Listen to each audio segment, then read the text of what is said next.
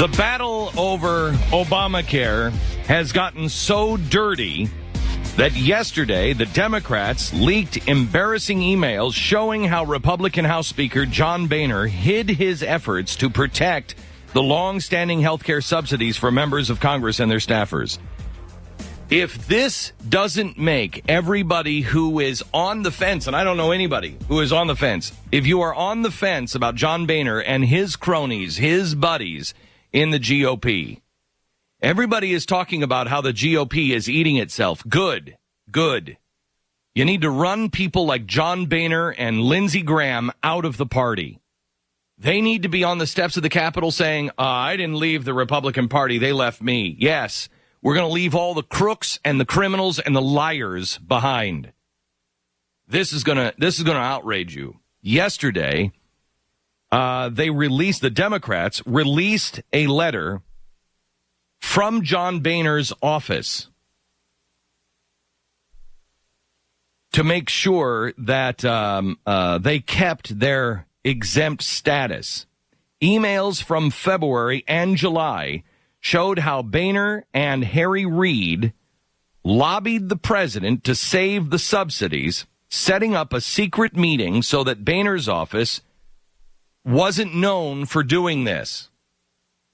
Listen to this. This is a quote. These are quotes from Boehner's chief of staff to Harry Reid's chief of staff. We can't let it get out there that this is for Boehner and Reid to ask the president to carve out the requirement of Obamacare. This is according to Boehner's chief of staff, Mike Summers. He wrote to Harry Reid's top aide on July 17th. We can't let it get out there that we're going over to the president to lobby him to carve out a special exemption for those of us in Congress. This is a little bit difficult because it isn't a routing meeting because Nancy Pelosi and Mitch McConnell will not be there. Quote, I am even okay if it is the president just hauling us down to talk about the next steps on immigration. I really don't care what they say it's about. It just can't be what we know it's about. This is John Boehner. This is your Speaker of the House. This is your politician that you elected. This is exactly what we've been saying they're doing. They are making special deals behind closed doors. They are one part and parcel with the Democratic Party. They are in bed with them, and they're lying to you.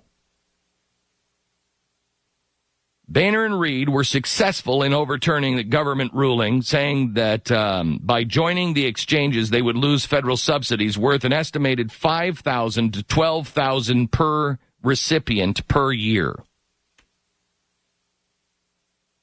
Is there not a reason? I mean, help me out. Tell me why you are still for the Republican Party. Now, here's what people will say to me. Well, Glenn, we don't want a third-party system. Yes, we do. Yes, we do. And here's how it works. You get the people like Boehner and you get the people like John McCain to leave the Republican Party, and they become independents or Democrats. I'm telling you, we're not going to be the third party unless the third party is more along the lines of the Whig Party. If they want to stay in the Republican Party, that's fine. If this is who the Republicans choose to be, that's fine. But I have nothing to do with you. I'll have absolutely nothing to do with you. And if you've ever given a dime to the Republican Party, you need to call them up and say, I'm not giving you another cent. When the millionaires and the billionaires and the people that really count, unfortunately, in this particular situation, I'm sorry, but they don't care about the people who give them $10. There's a lot of individual politicians that do. There's a lot of individual charities that do. I know we do not raise our money. Do you know that in the last year, Mercury One raised $14 million? $14 million.